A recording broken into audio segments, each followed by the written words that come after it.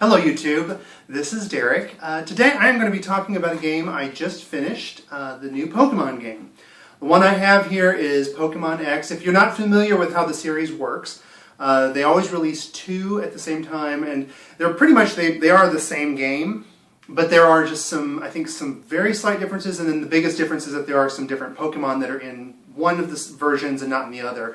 The one that's the most prominent is the one that's on the cover here, and this is why I picked the X version. I really love this deer dude here, Xerneas. He makes me think of the forest spirit from Princess Mononoke, so I really liked him. That's why I picked this one over the Y version, but the games are the same. So I thought I might have an interesting perspective on this game because I have never played a Pokemon game before. I did watch the cartoon a little bit when I was in college. A friend of mine, my roommate, was in it, or was into it, wasn't in it, and he really liked it, so I watched it with him a lot, and I ended up really enjoying the cartoon. I thought it was a lot of fun. But I've never played one of the games, and I thought, when this one came out, I had just gotten my 3DS a little bit ago, and I thought, I need to experience this. I need to find out what the hubbub is about. This is a huge video game series. I've been a gamer my whole life, and I've never experienced this gigantic series. So I thought, I got a 3DS. When Pokemon comes out, I'm going to buy it. I'm going to buy it as soon as it comes out, play it, and be a part of this discussion.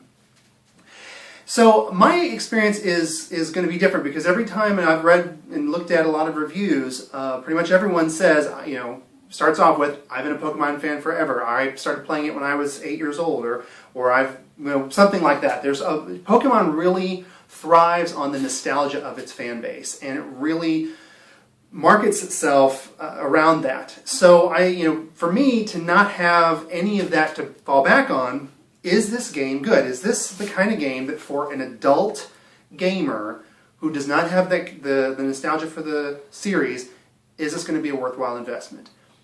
The answer is kind of, depending on what kind of gamer you are. What kind of role-playing fan you are, because, obviously it's a role-playing thing. If you're only into first-person shooters, you're probably not even watching this video, but even for someone who is a hardcore turn-based role-playing fan like me, it's got some issues that you may not like very much. But I did have a lot of fun with it, so it's kind of a mixed bag. The first thing I'll talk about is what I liked, because I'm going to start with something positive. Now, what I liked, and I shouldn't say what I liked, what I loved about this game is the monster design, is the way that the Pokemon look was fantastic. And part of that, a lot of this particular version of the game, or generation of this game, has been getting a lot of press because of what they've done with the graphics. It's on a new system, and it's got all of these updated graphics, and they look fantastic. It looks stunning. But it's not the fact that the just pure power horse of the graphical engine is what's exciting. What's exciting about it is the way that they're designed. They're interesting. They're fun to look at. It's so exciting to go to a new area, wander around in the tall grass, and just see what jumps out at you. And most of them are adorable, and they're super cute. And if you can't tell from the ponies that are on my TV behind me, I like cute things. I have an affinity for stuff that's cute. So I really got attached to a lot of those Pokemon that were cute. But there were just as many of them that did not look cute, that just looked badass. I can't remember any of the names now. Haxorus or something. It was Axew was the first one that I got. So if any of you are fans of it, it was this little dragon dude that I got him initially because he was cute, and I caught him for that reason. And then he went, but his final form is pretty awesome looking. This big dragon with these giant blades coming out of his jaws and metal plates. He looks awesome. So you've got some really just interesting and exciting looking monsters and characters to look at. So that is something I loved about the game, and that really drove me to want to keep going and finding new ones and fighting new Pokemon and just kind of wandering around to see what I could find. That was a lot of fun. That's very, very well done.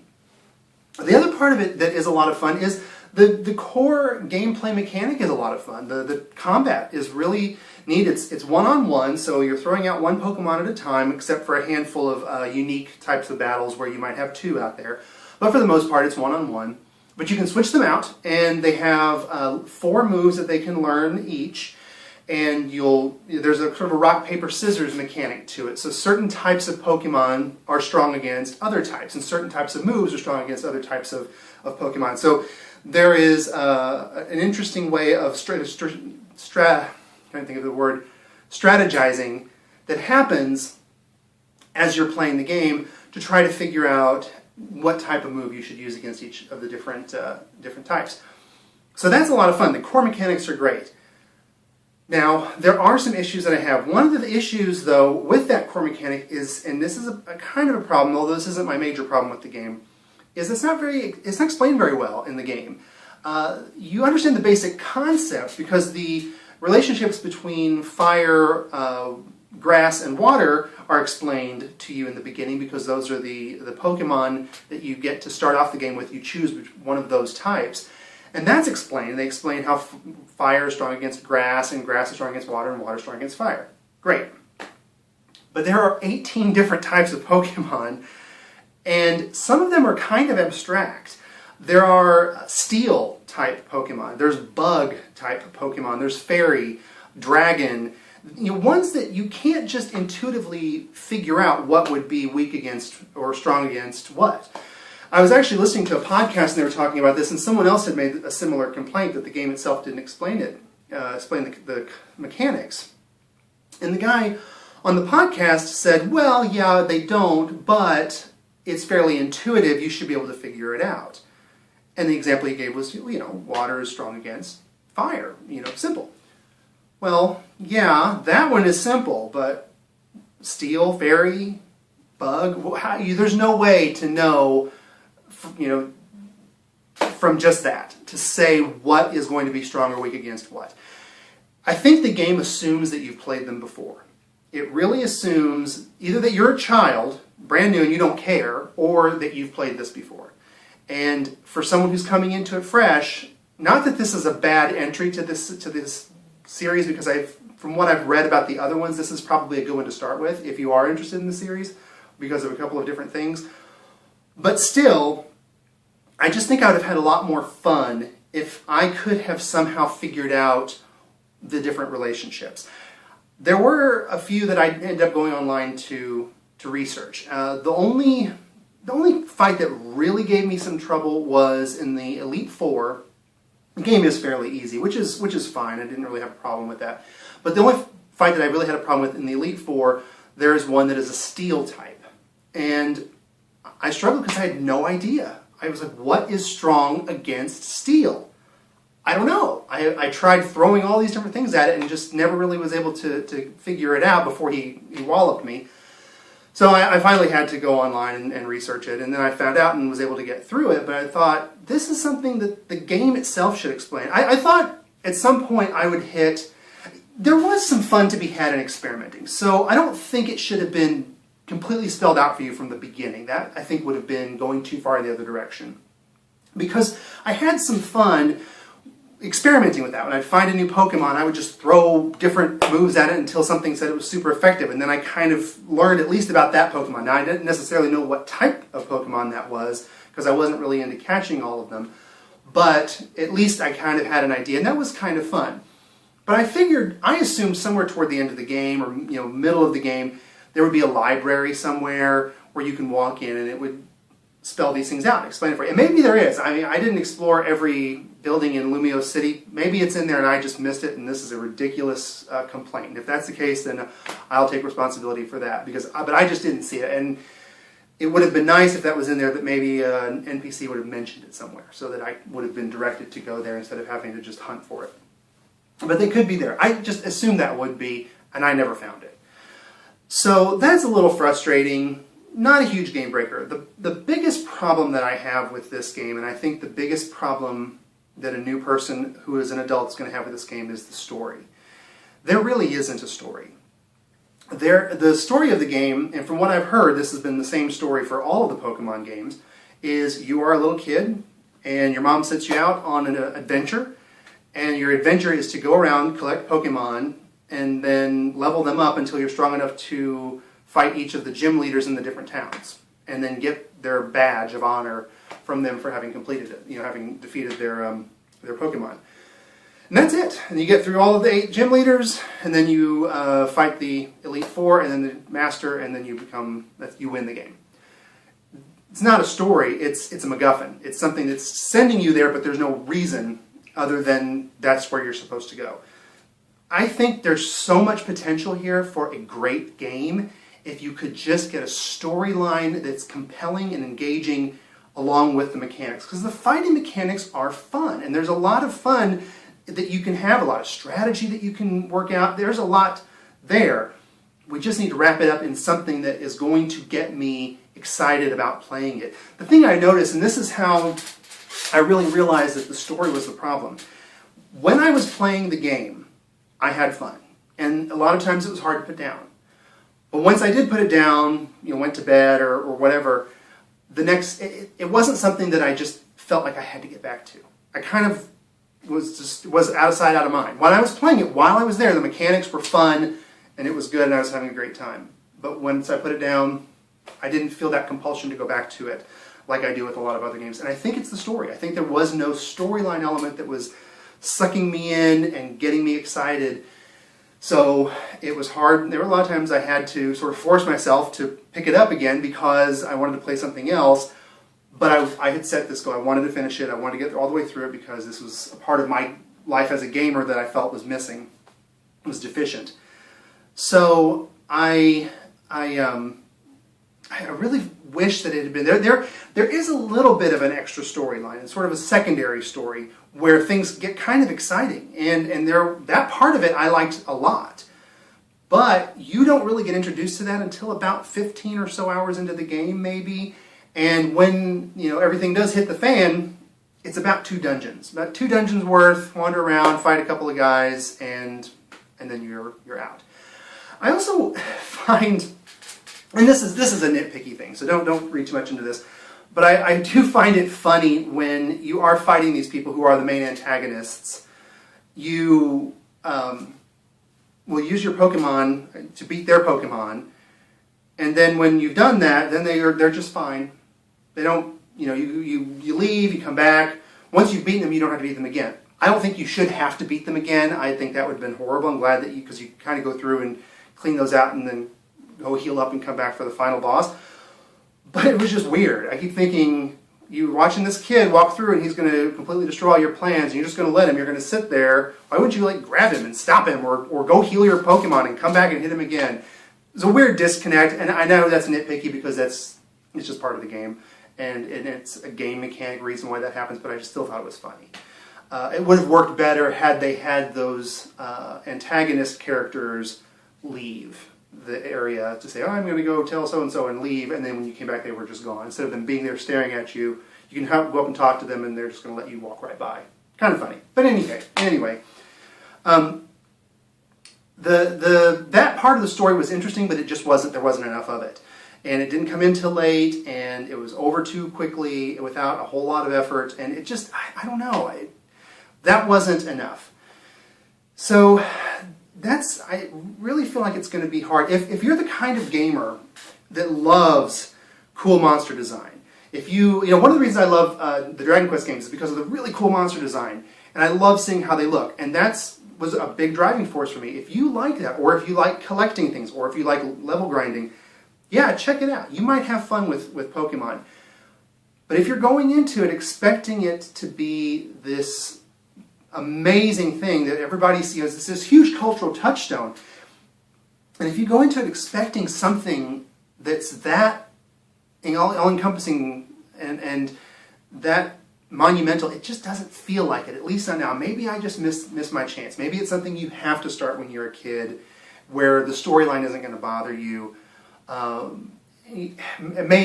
Maybe that's the problem, or be more into the anime than I'm into it, because it hasn't been. I haven't watched it in 10 years.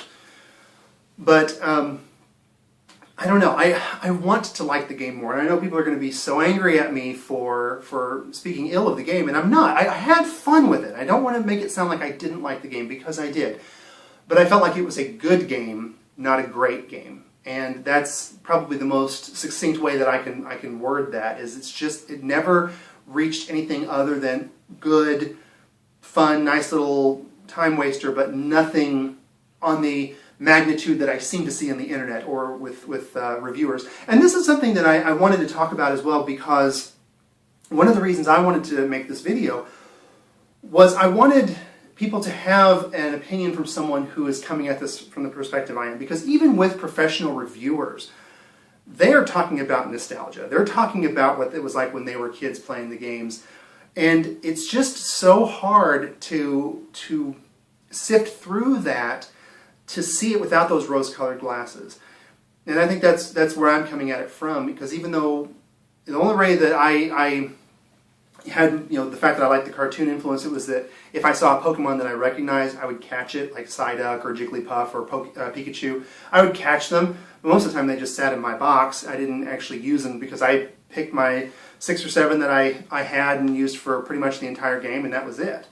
So I feel like it's hard to get through that, because again, these reviews, I'm just baffled when I see these reviews. 9, 9.5, 9.8, 10. Like, where? It just doesn't feel like it's that kind of game to me. Now, it's either the fact that these reviewers, again, are looking at it through rose-colored glasses and it's all based on this nostalgia, or it could be that they are reviewing it for the target demographic.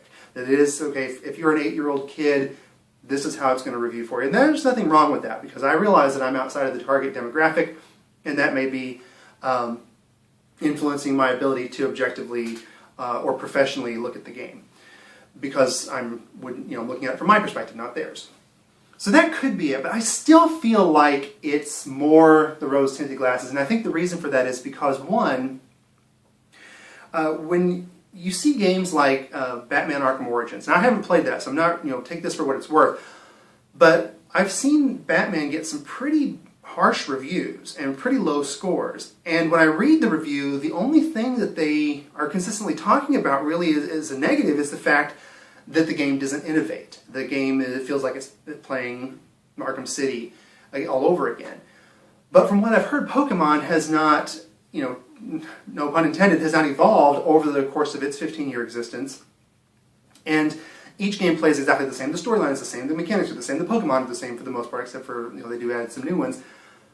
Why does Pokemon get a free pass? If Batman is going to be viewed so negatively because of its lack of innovation, why does Pokemon get these glowing reviews when it does the same thing?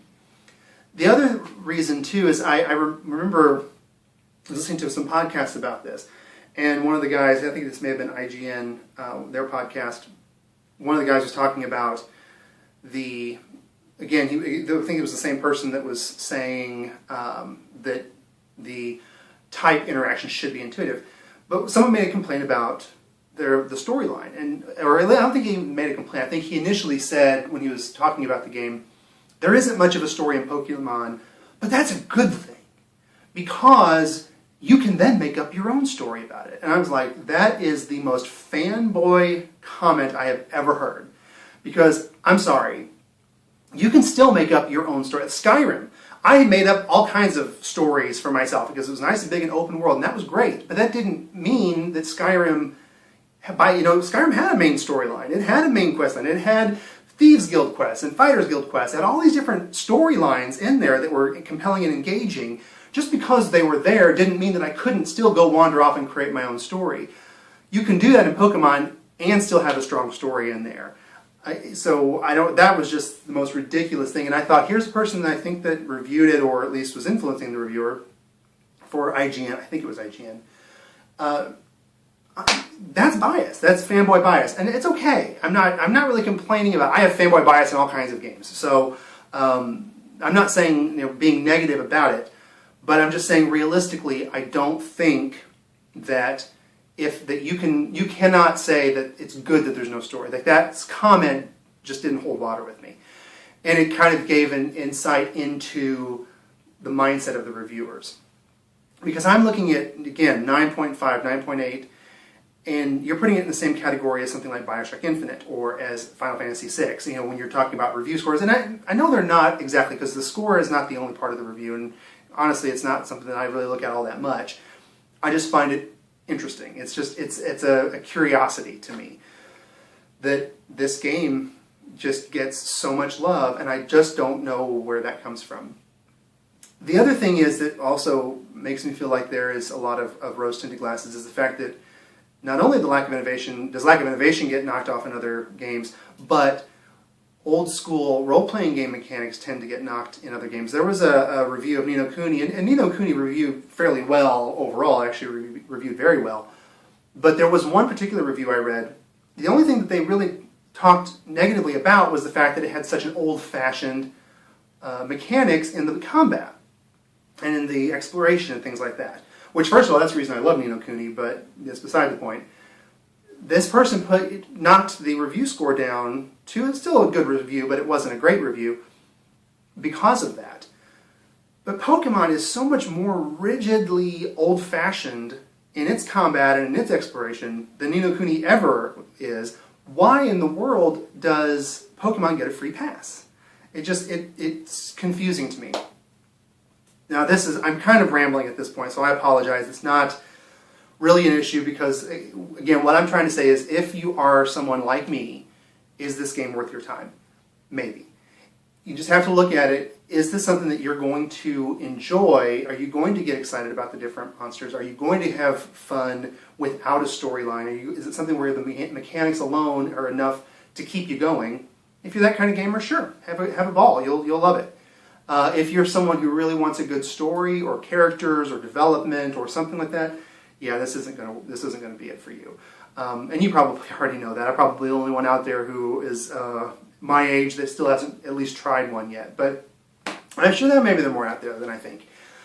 So if I've offended anybody or hurt anyone's feelings, I apologize. I know people love this series, and I do too. I love the concept and I love the design. In fact, I want to buy a stuffed Chespin. I'm dying to find one somewhere. I saw one once at GameStop, and I'm going to have to go back and see if they still have it because Chespin's adorable. He's the cutest thing in the world, and I was really sad when he evolved because I just love his first form. I want one to put on my shelf somewhere. So I love that part of it. It's just, will I play another Pokemon game? Probably not.